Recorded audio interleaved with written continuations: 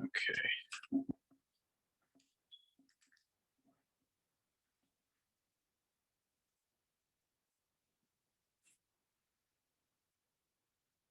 So 7.4 is about arc length. I think 7.4 and 7.1 is the easiest section in chapter 7 because 7.4 is really just about a formula in algebra. 7.1 is just trying to find area between two curves. So it's not too bad. So I think the 2 and 3, 7.2, 7.3 are a little harder, but excuse me, 1 second. Yeah, sorry. All right, so go ahead and start 7.4. So the distance between 2 points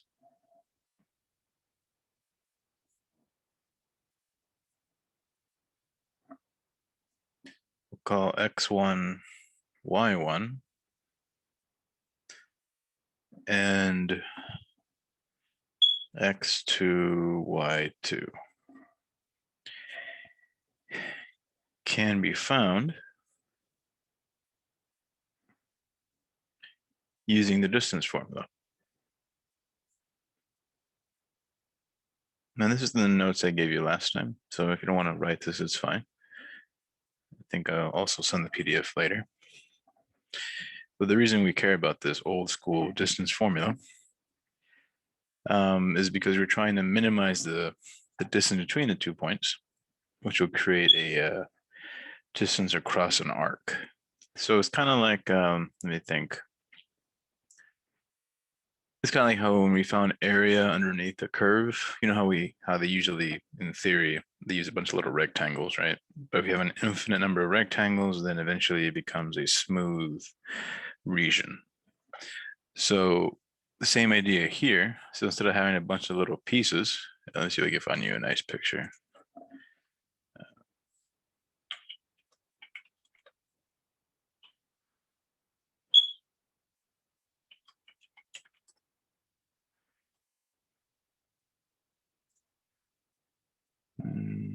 Okay.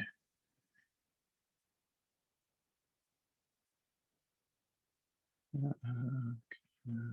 not this one. There you go. I like this one. It's a random picture I found on the internet, but so you can see what I'm talking about. So basically picture, yeah, 1 point, 2 points, 3 points, 4 points, right? Finding the distance between all of them. If you have an infinite number of points and they're all right next to each other, eventually adding up all those infinite decimal or infinite distances, I should say infinite pieces of distance across the arc, you will eventually have the total distance, right? So that gives you the arc length, okay? So given some function, what is the distance going across this line, this curve right here? Does that make sense what we're trying to do? So each one of those P1s, P2s, etc., they're basically using this formula over and over again.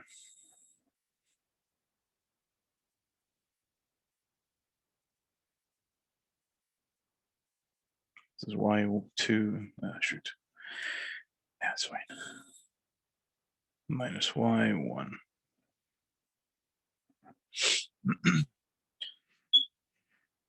So the definition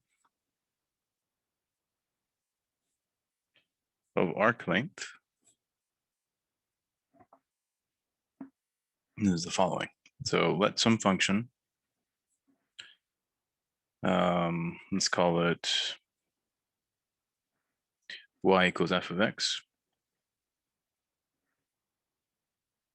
represent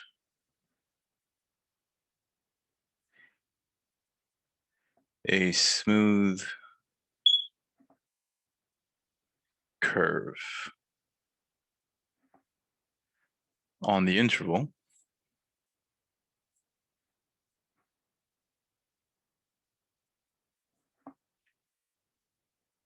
a to b. And there's a mathematical definition as to smooth, but basically we'll think of it as you can take derivatives at any point on this function f of x from a to b. Just keep it simple. The arc length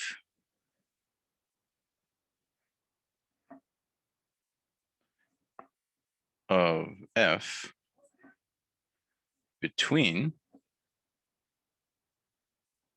a and b is s equal to, actually I'm gonna write it down here because it's not gonna look pretty right there.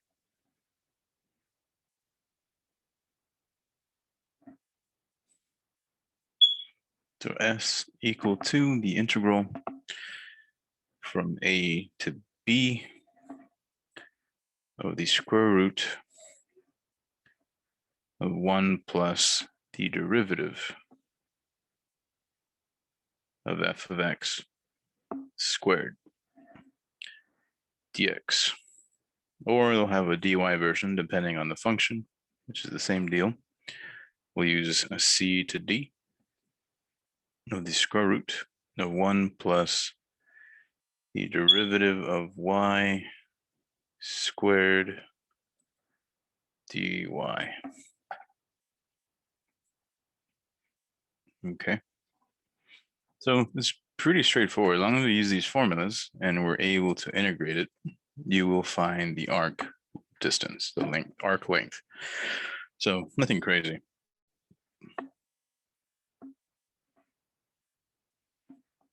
So find the distance between the 2 points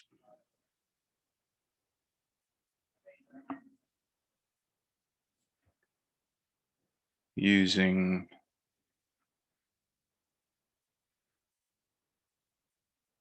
well, actually, let me think about this. Yeah, let's go ahead and use this. Actually, make a more interesting example.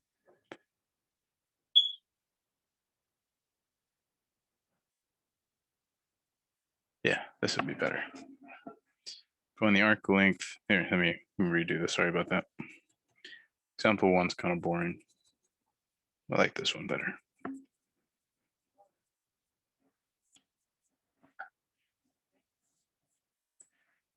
Find the arc length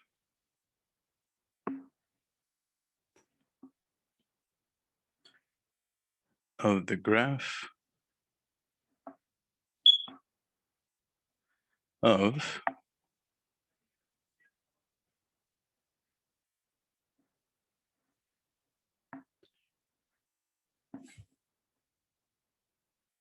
y minus y minus 1 cubed equal to x squared on the interval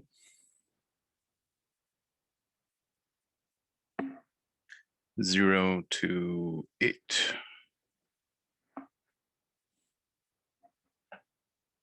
And we'll round to 3 decimal places.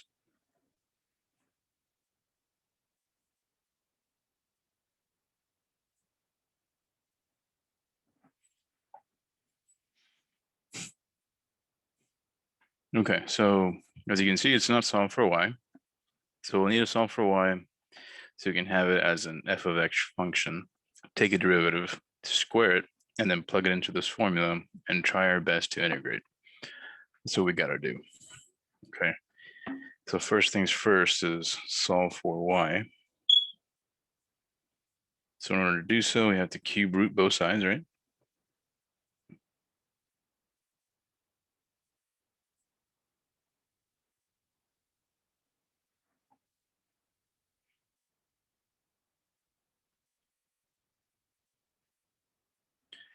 So we'll cancel the cubes. So you have y minus 1 equal to cube root of x squared. That's the same as saying 1/3 power.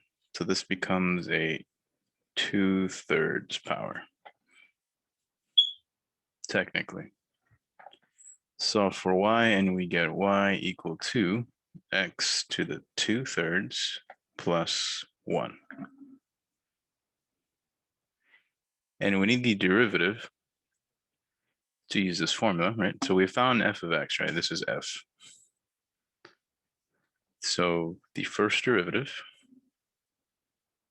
will be 2/3 x. 2/3 minus 1 will be a negative 1/3.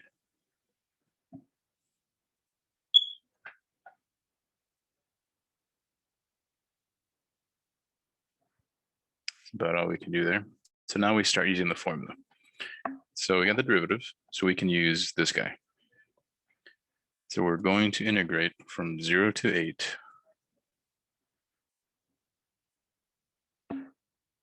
of the square root of 1 plus 2/3 x to the negative 1/3 squared.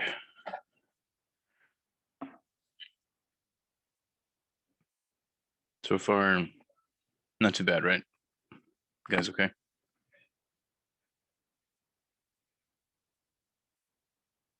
All right. So in order to integrate this, I forgot my dx here. We got to get rid of that square root or try to do a substitution. I don't see anything obvious. So I'm going to square this first and see what we can do. Because right now, I'm not even sure how I'm going to go about it yet. Okay, so this will be the square root of 1. So cube squaring all this stuff in there will be 4/9 x to the negative 2/3 dx.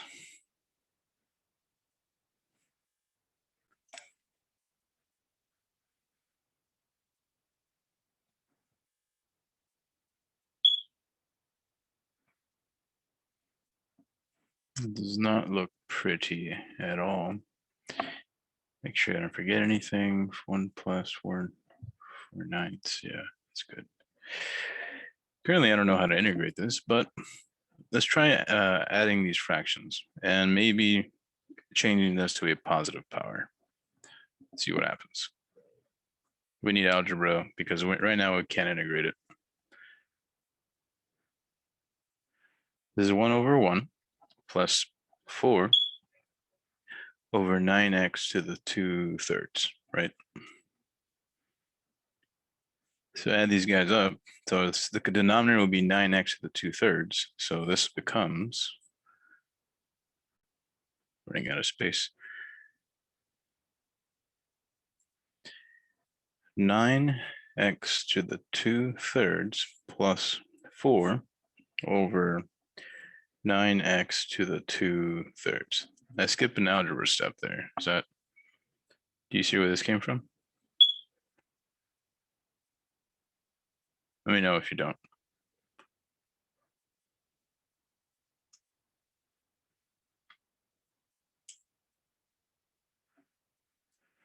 Okay. So far, well, not a space, so I'm going to write this part in the next page.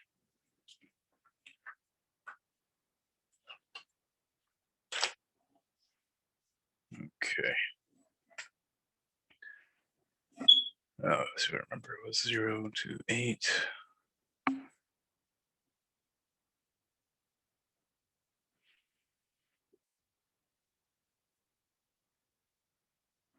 What was it?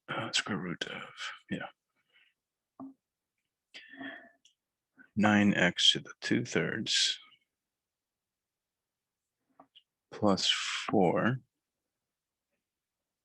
over 9x to the 2/3. So we can square root the bottom, right? The square root of 9 can come out the root as a 1/3. Because since it's at the bottom, it'd be 1/3, but square root of 9 is 3, right? Square root of this guy would cancel that 2, leaving you with a 1/3.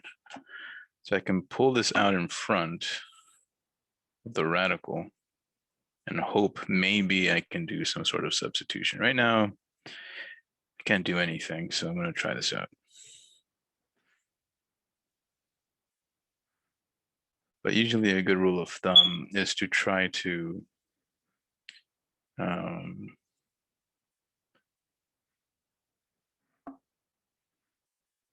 well, let me write that better.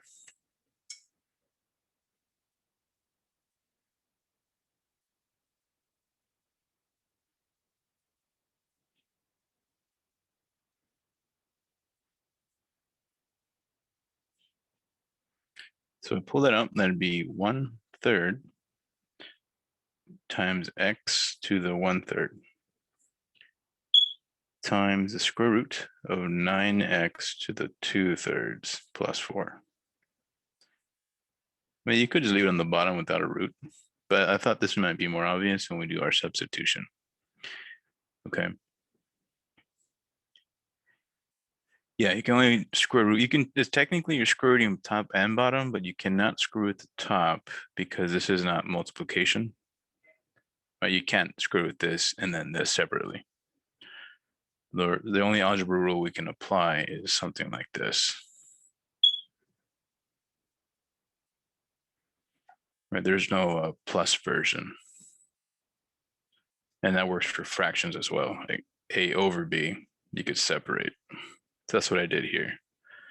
So this is the bottom part, square rooted, can't do anything with this. So at this point, we got to get clever and try to do a sub, unless you're able to integrate this right away. So when you're doing these types of questions, like that, they're not, this section isn't hard, but it requires you to do like algebra in order to cancel the radical or create a substitution opportunity. So since I see a root, I think that should be my u. So let's let u equal 9x to the 2/3 plus 4.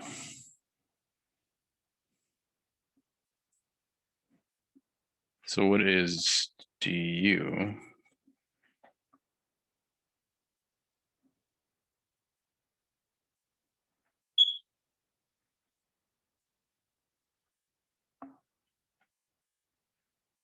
Let's see, there we go. Right, so this would be just a power rule, right? Let's show our work just in case you guys forget. Bring down the 2/3, subtract 1, that'll be a -1/3, which is equal to, so multiply this out and you're going to get dx. You're going to get 3's cancel, leaving you with, sorry, 6, right? Yeah, 6 over x to the 1/3 dx.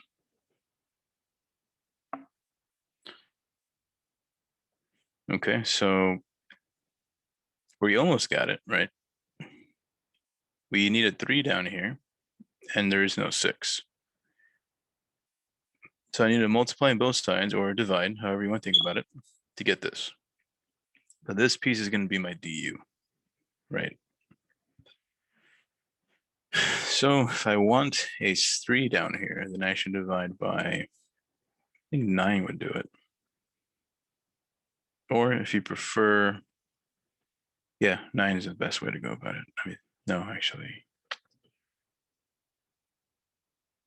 1 is 6 to cancel that out, and a 3, 18, sorry. So multiply both sides by 1 over 18 or divide by 18. That's what you're going to want to do. So I'm going to think of it as division so you can see it.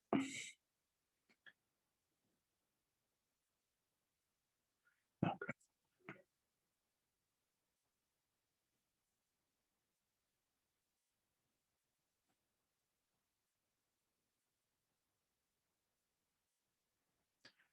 So this cancels, leaving me with du over 18 is equal to dx over 6 goes into that 3 times 3x to the 1/3.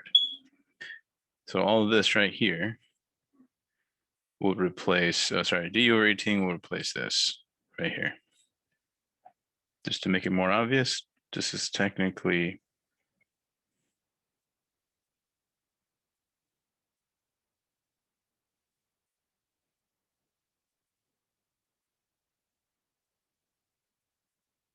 dx over 3x to the 1/3.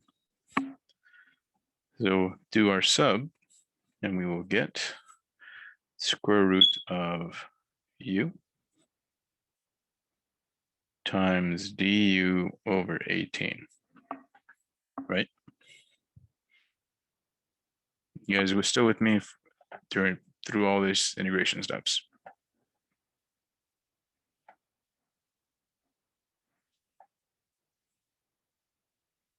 Okay, so at this point, let's pull out the 1 over 18 in front, change this into a u to the 1/2, and do your power rule for integrals.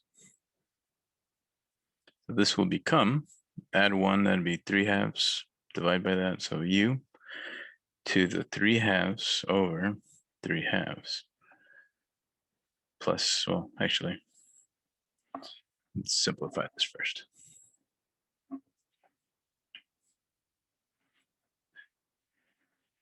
So this will give us 1 over 18 times 2 over 3 u to the 3/2.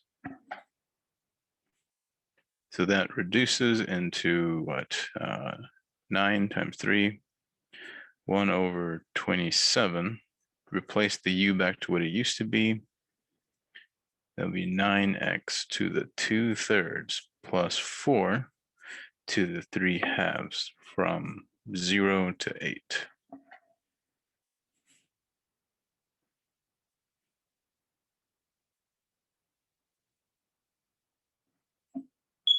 Plug in the numbers, and we're going to get 1 over 27 times 9 times 8 to the 2/3 plus 4 to the 3/2 minus 1 over 27. Dang it.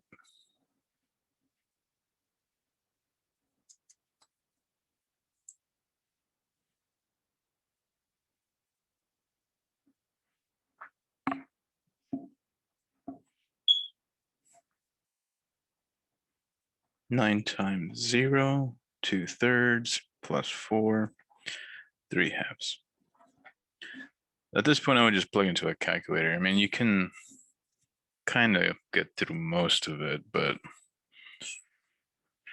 at a certain point, you would just end up with square roots and some constants. So this is approximately in your machine about 9 point something. Let me see what the answer is. 7.3. But anyway, the concept, right? All this, everything from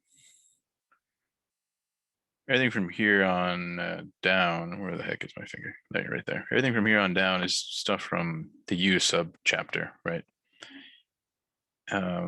Everything before that was the new stuff, the arc length. Is there any questions about the arc length formula or the U substitution we just did?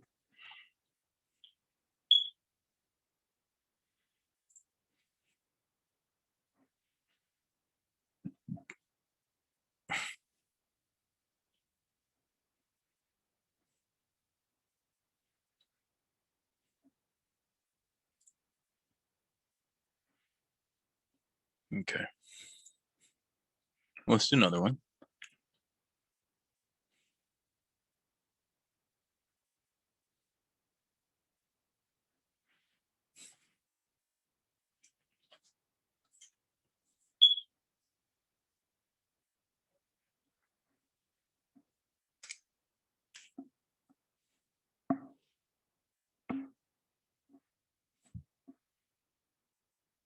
Find the arc length.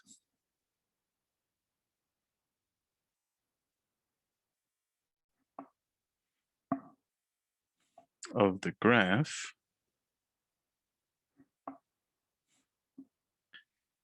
of y equals ln cosine of x from 0 to pi over 4.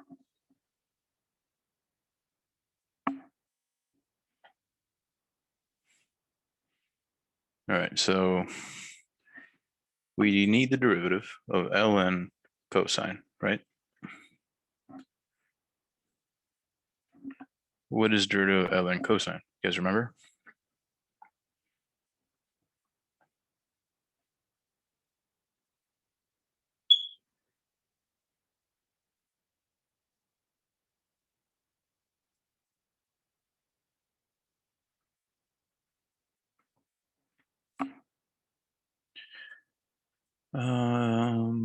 Yeah, I think you're close. Yeah, so that would be, so derivative of ln is always 1 over whatever's in here, right? So 1 over cosine times the derivative of cosine because of the chain rule, which is times a negative sign, right? So yeah, you pretty much had it. I just need that sign, negative sine x over cosine x, which is really just a negative tan, right?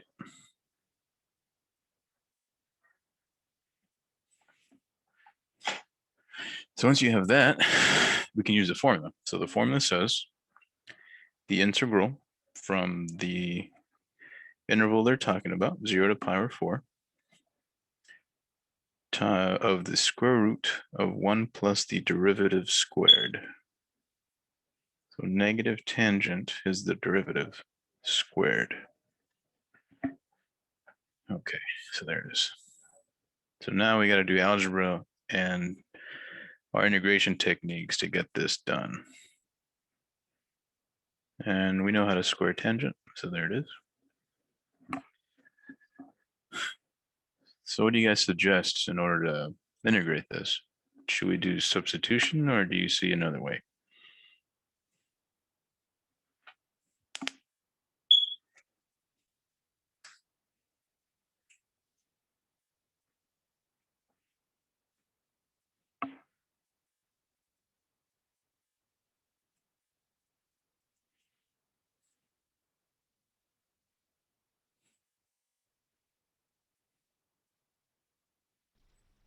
Just secant squared, right? Yeah, we're gonna have to do trig subs, actually a trig property, right?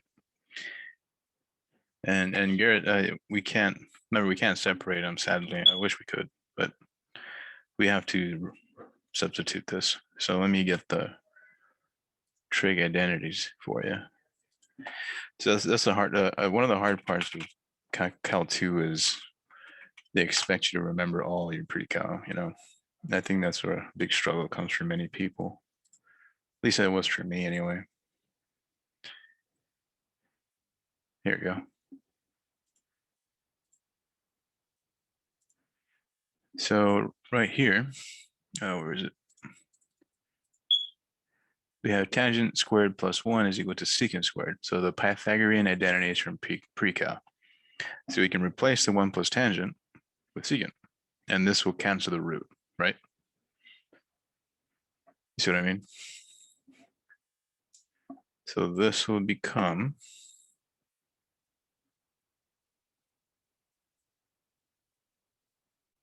secant squared x dx. So from here to here, we did a trig identity. So that cancels our root, and now we just have to integrate secant.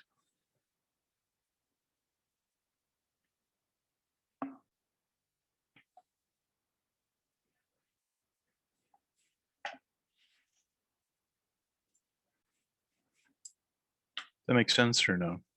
You guys still with me?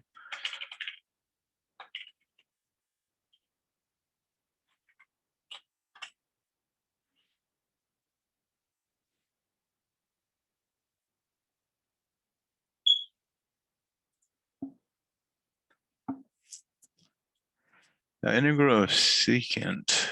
Trying to think. There's an easy way. Honestly, there isn't. Here, I would suggest you use the tables. Let me find them for you.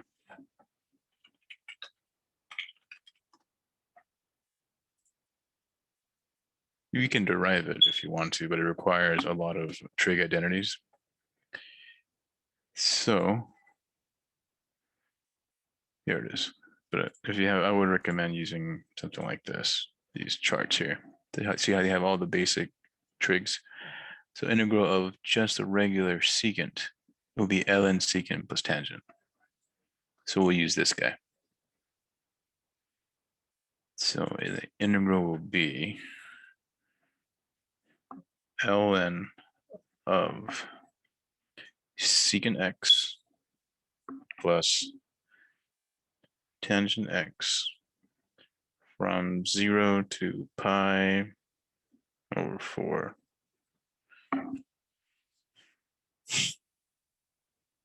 So at this point, just plug it in and we're good, right? We're gonna have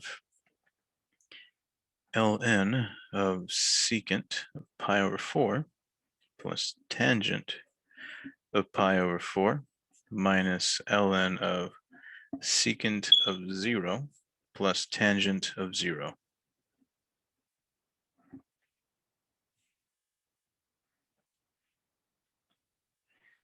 All right.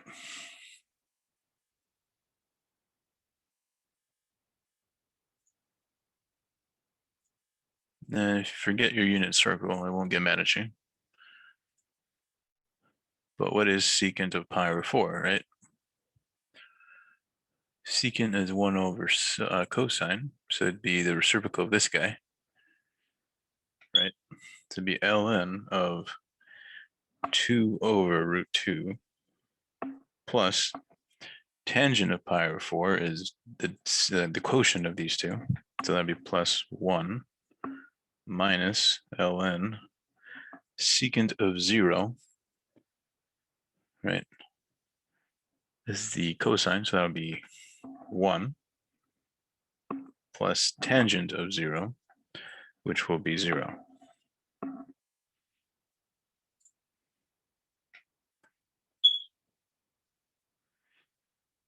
So this guy right here will be ln of 1, which is going to go to 0. So this is just 0.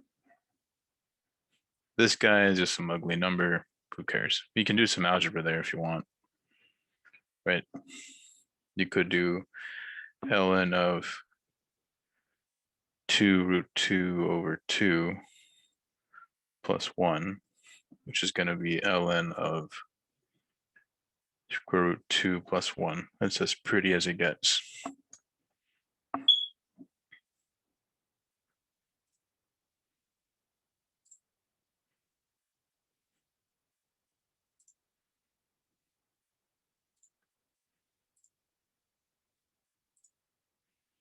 Does have any questions on on example 3? I think it is. Is it all right?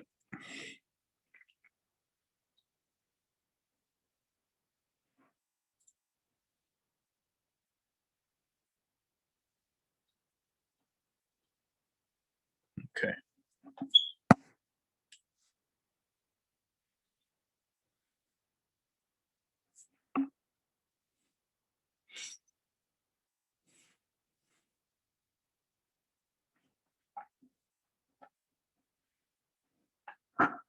Okay. I was thinking of doing 7-5 next, but I think I'm going to reserve this time for your homework questions. Are you guys doing all right with the 7-2 and 7-3? I know students usually get kind of stumped on that stuff. Do you guys want to go over any of your homework problems you're working on?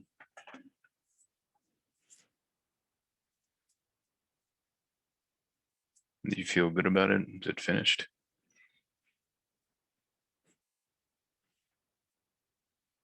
Cool. Which section?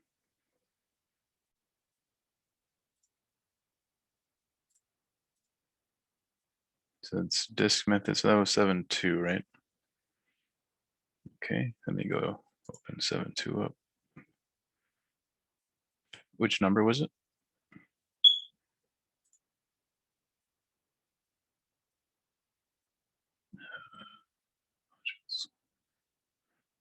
Okay.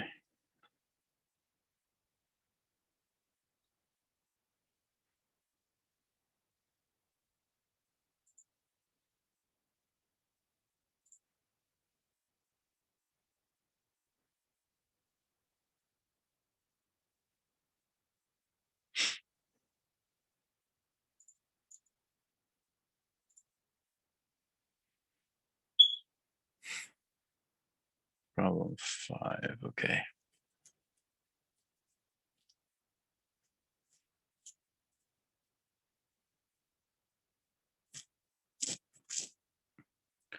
Seven, two, problem 5.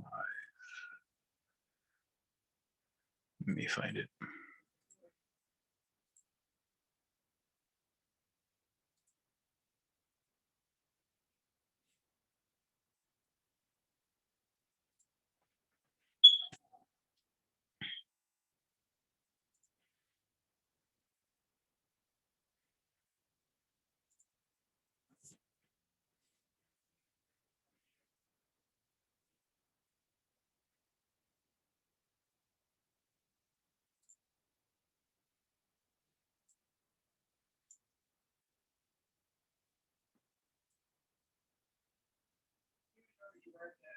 Okay. So mine's, so I found the question. Mine's, it's almost the same thing. It just has a few different numbers on it. So let's go and do this guy here. Number 5. So this is section 7.2, number 5. Yeah. Is it A, B, C, D, or just struggling with all of them?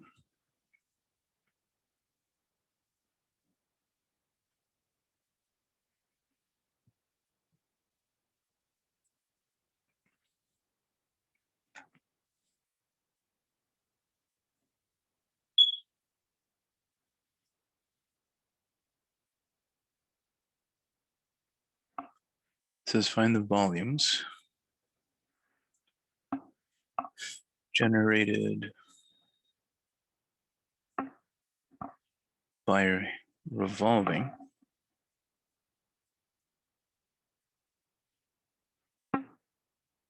the region formed by the graphs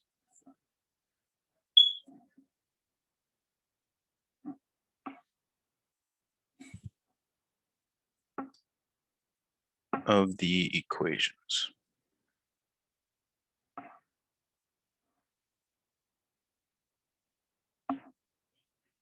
Yeah, okay. So here are the equations. Y equals 5x squared, y equals 0, x equals 3. Do you know if it was part A, B, or C, Garrett? Part D? Okay. So revolved about the line.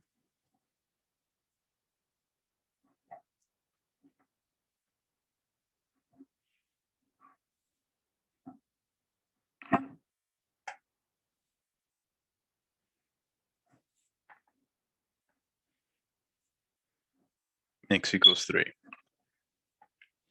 All right. Let's go ahead and graph it using Desmos so we can see what's going on.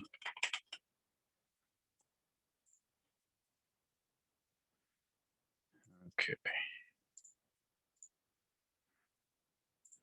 So we have y equals 5x squared, y equals 0, x equals 3. Okay. Is that everything? Let me see here. 1 second. Where's the question?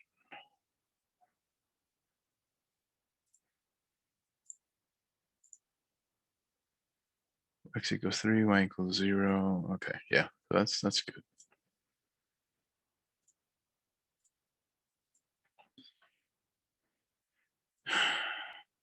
Okay. So it looks like it's this sliver here. So from here to here in this section.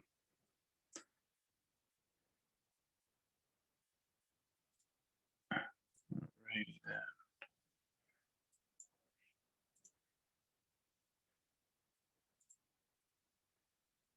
Yeah, okay. So they said to use disk, correct?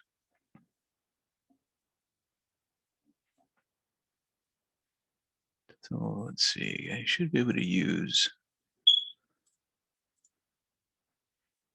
Okay, let's zoom in up here, make sure it doesn't overlap weird instead of paranoia. Yeah, looks like I do rectangles up and down. I should be fine. And we're revolving about the line equals x equals 3. So if I'm revolving around here, so I got this region and I'm spinning it around this green line here. It should not create any donut holes, meaning we don't need any washer kind of situation, right? So picture this region here. I don't know if I can fill it in or not. I think I can. Maybe not. Pretty sure I can though, but whatever. Oh, wait. Well, there used to be a way. Anyway, don't worry about it. So the integral will be, first of all, we got to get the disk formula. Go get it. It should be the integral from a to b times pi of the radius squared, correct?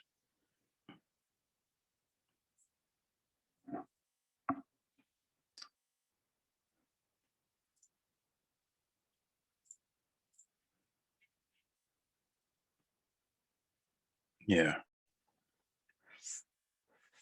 The only issue, oh, I see the problem. If they're forcing us to do disk, remember I told you the rules, right? If our slice is going to be vertical, and that means the axis would have to be perpendicular to do disk. But since they're forcing me to do disk, that means they're going to force my hand and slice horizontally, meaning I have to do dy. I cannot do dx. You see what I mean?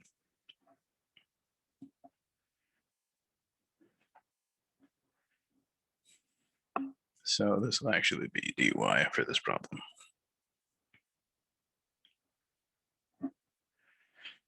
Which means we will have to solve for y in our function, because we are, sorry, for x. You see how it's y equals x squared, so we got to solve for y. Or sorry, I keep saying y. We just solve for x because it's equal to y currently.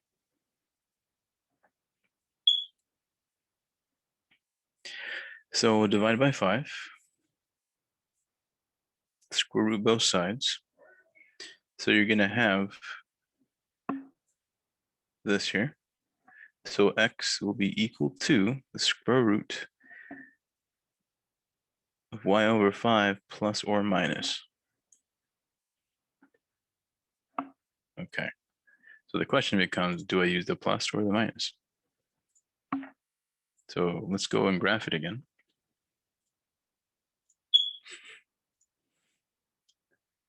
So it'll be x equal to square root of y over 5. You see I'm gonna turn all this off here, this function. So it looks like it's the piece that we need, right? We don't want the minus, because if we put the minus, it's gonna be over here. So we don't want that piece. So we will choose the positive. So I'm going to erase the plus or minus. Okay. So we will integrate. So now the question is, if I'm going to do rectangles on this graph, let me put the graph back. Forgot to mention this. I'm going to go from 0 all the way into the intersection point of these lines here. So 0 to 45, it looks like, instead of from 0 to 3 on the X. See what I mean? Because I'm not using the X, so I have to use the Y. Okay, so we're almost ready to start setting it up. So the integral will be pi times the integral from 0 to 45 of the radius. So this time's going to be right minus left because we're doing dy. So the right side has the 3 minus the parabola, right? Let me show you one more time. So right side is the green line, 3, minus the purple thing, which is this thing right here. Okay. So 3 minus this nonsense.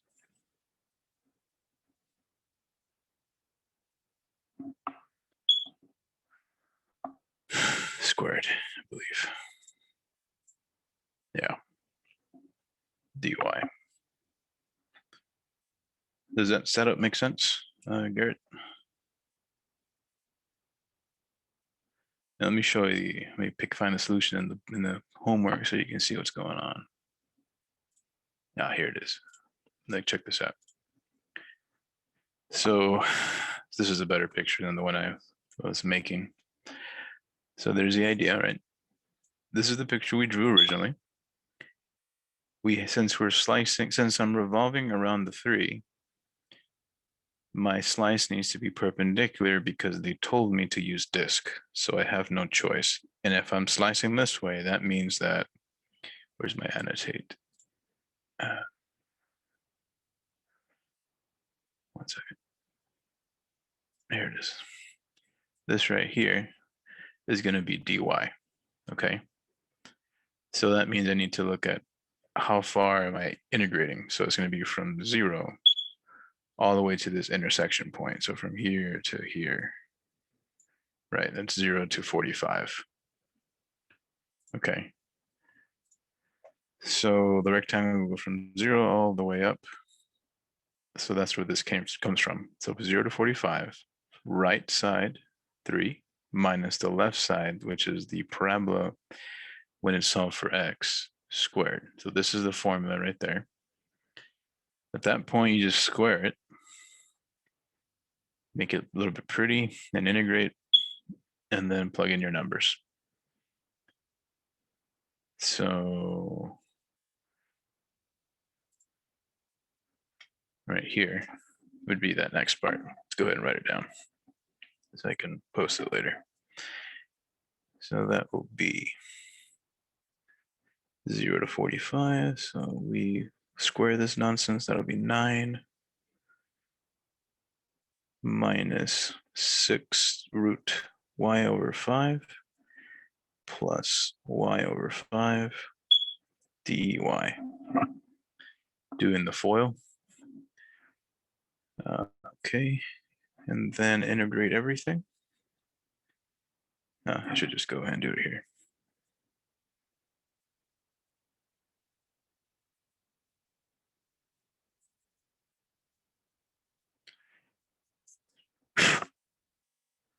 So once you integrate, you have pi times, this would be 9y.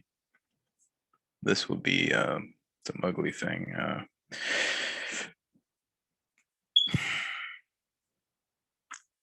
6. Oh man. I'm just gonna cheat. They have Well, you know what? I need to show you. I'm going to show you. The integral of the middle term. We have to do, if we separate the number at the bottom and change this to a 1/2 power, you would add 1 to this guy. So that would be 6 over root 5 y to the 3/2 over 3/2. So then that would divide, so you would have this over here. 12 over 3 root 5 y to the 3/2 plus y squared over 10 from 0 to 45. It's not very pretty, but there it is. At that point, just plug in the numbers. So 45 everywhere minus 0 will give us something. 9 times 45 minus 3 divided by 12 divided by 3 is 4. So that's really just a 4 over root 5 times 45 to the 3/2 plus 45 squared minus 0, because 0 would 0 everything out, right? So whatever the hell that is, they have this over here. This pretty number. They kind of skipped a huge step from here to here. You see that? But it's basically you could do a u sub in here, make it easier to do the integrating the middle term.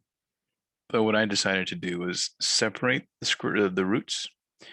So I moved the root 5 under the 6 and then just integrated the y instead. You see what I mean? But you could do u subs, it's whatever. So that will be 135 pi over 2.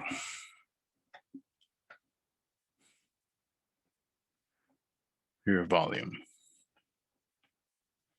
Do you have any questions about any of the steps, Garrett? Garrett?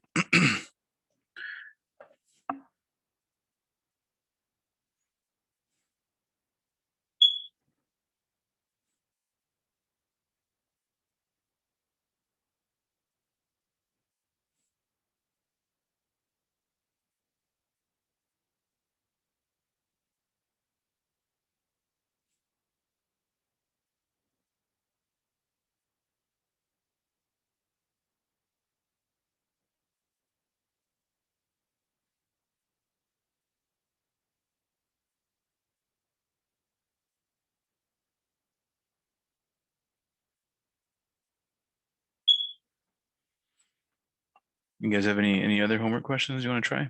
Or you're struggling with?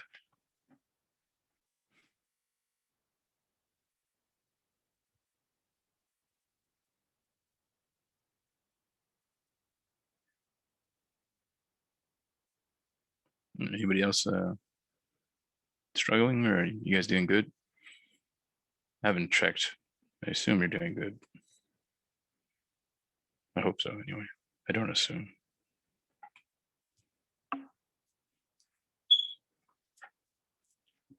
Because you guys are all badasses, is that what you're saying?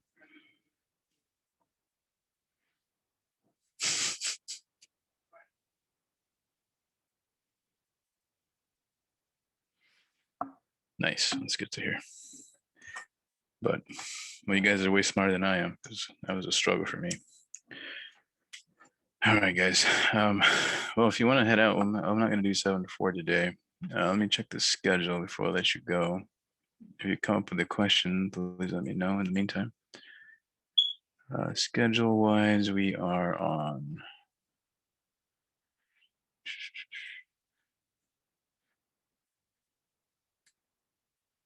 Yeah, so next week, let's see, we'll meet on Tuesday.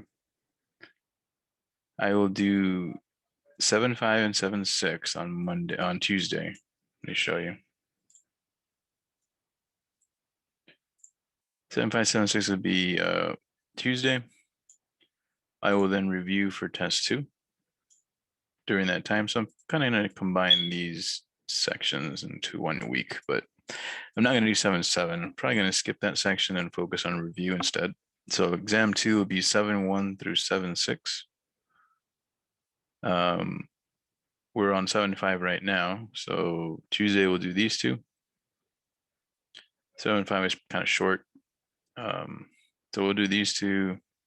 Thursday we'll review. And then I'll give you to like the middle of next week to do test 2. So I'm thinking the week after. Test 2 will be due somewhere between Wednesday or Thursday, maybe March 11th, something like that.